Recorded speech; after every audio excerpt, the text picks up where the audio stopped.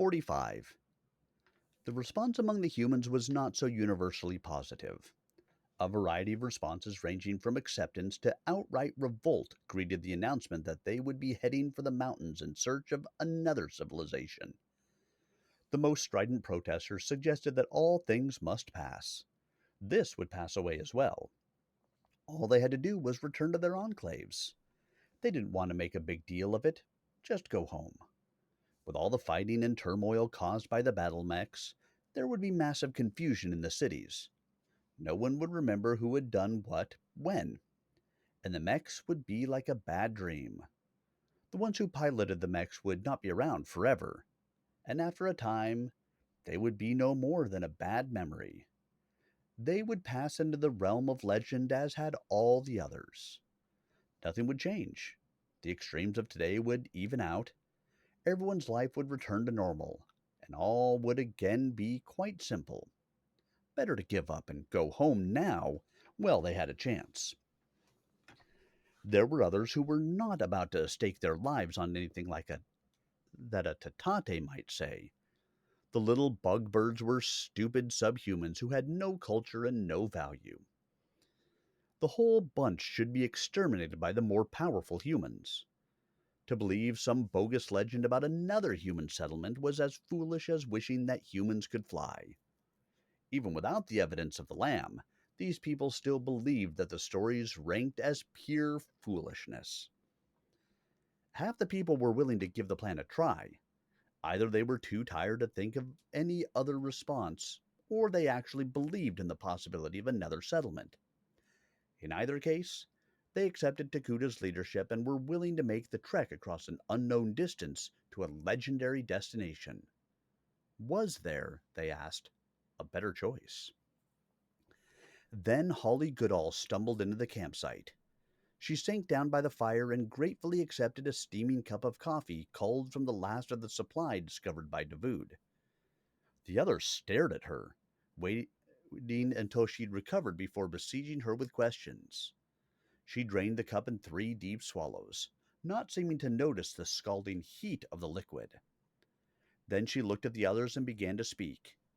She'd been able to eject from the damaged locust just as the whole thing cooked off under the pounding of the javelin's multiple SRM hits. She'd been captured and turned over to Vost. The mercenary commander had been absolutely charming, just as he always was when he wanted something, which he did now. Vost was making an offer to any of the deserters, as they were now being called, to join him. There would be a base pay of 50 monmi per day. The offer also extended to any of the human refugees who had fled the enclaves, although the amount of monmi was lower. Vost, it seemed, was willing to accept the rebel humans on the assumption that they would be loyal to him out of fear of retaliation if they returned to their homes. The offer was simple. It would satisfy every need of those who chose to accept it. For Takuta, there was nothing, and the Tatate, of course, were not even mentioned. Goodall told her story in a voice so low that those around her had to strain to hear. She spoke slowly, carefully, with long pauses between the sentences. And yet by the time she had finished, the story, in varying degrees of accuracy, had spread through the entire camp. The results were immediate. The campfires began to blaze more brightly, despite who or what might be watching from the deeper darkness. People moved from fire to fire to gather in animated knots that coalesced and then fragmented. Voices were raised. People ran through the darkness. Occasional blows were exchanged. Through it all, Holly Goodall sat by the small fire where she had told her story, sat staring into the undulating luminescence of the coals. Robert Fullerton approached Takuta, backed up by a throng of his own people. The desk commander, sitting with Goodall and staring at the same moving light, heard him coming. He could tell by the sounds that trouble was brewing. Fullerton came to a halt at the fire, some of those behind him also pushing forward. Takuta looked up at the leader of the refugees. "You have something to say to me, Robert Fullerton." We've been thinking, said Fullerton, refusing to make eye contact with Takuda. He scraped the toe of his boot in the ground, making intricate swirls in the forest duff, examining the furrows with deep interest. Some of my people have heard about Vost's offer. Some of them, actually quite a few, think it is a fair one. Most joined you in hopes that you would come out on top. Now it looks like Vost will win. They've heard the whole story. They understand that this contract would not last forever. Have they thought about what happens to them then? More or less, said Fullerton, still making designs in the loose turf. I guess they really don't see much of a future here.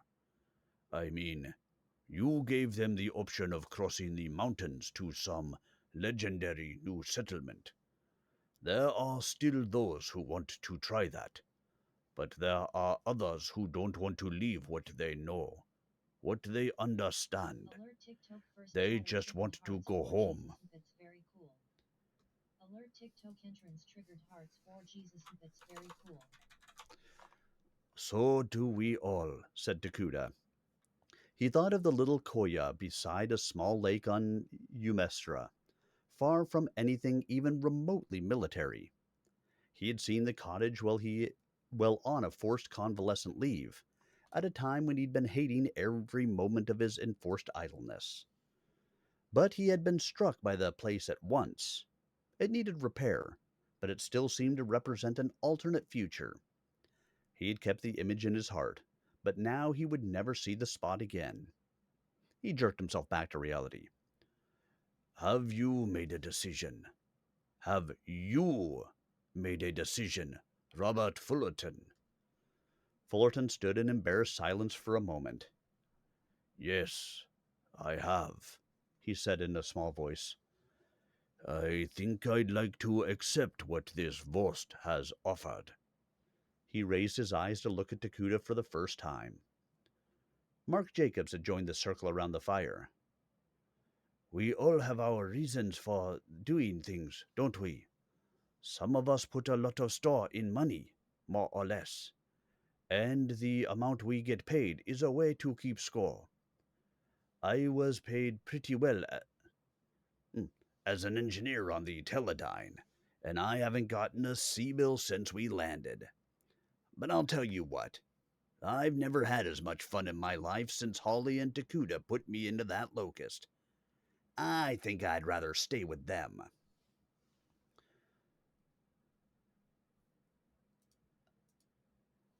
I'm just a mercenary, said Goodall, speaking for the first time since finishing her story.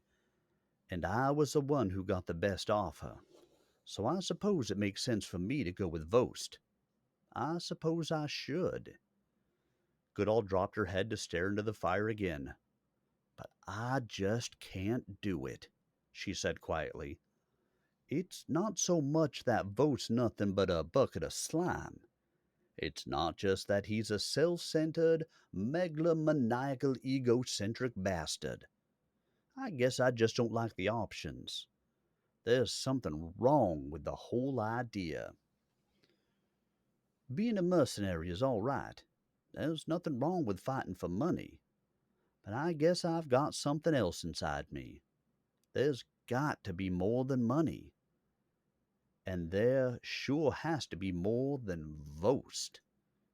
Since we've been together, me and Takuda and the others, I've found that I'm fighting for something more. Fighting for an idea about my own future. I kinda like that. All things being equal, or even not equal, I guess I'll make the foolish decision and go with Commander Takuda. If that's all right with you, sir. Nothing would make me prouder, Pilot Holly Vost. Holly Goodall. Takuda felt a swelling happiness. Things were going to work. Well, Robert Fullerton, continued Takuda, you have given me an unpleasant task. You want to throw in your lot with Vost, and that's your decision. But you now know what the rest of us are going to do, And that puts me on the horns of a dilemma. What am I going to do with you? The crowd behind Fullerton shifted nervously. If I let you go, someone will tell Vost about our plan. Our only real hope is to break contact and get away. We'll have to move soon and move fast. But if you and your people go now, you'll never be able to keep our plans a secret. You'll have us gored by one horn or the other. Do you understand what I'm saying? On the other hand, I could have my people try to disarm you. I'm sure we could do it. We have the weapons and the training, but that would be just as bad. We'd have to round you all up, even those who might be planning to stay with us. We wouldn't be able to trust any of you at that instant, and we'd never be able to trust any of you after that. And there'd be some casualties, both on our side and yours. That's no way to build loyalty. Fullerton looked up. It's true, sir. We don't win if we fight, and you don't really win if you disarm us. We'd get some of you, but you'd probably get more of us. That's not what we want. All we really want is just to be able to go on our own way. Get away with our skins and our people. Some of these men have families that they need to protect. I don't want anyone hurt any more than you do.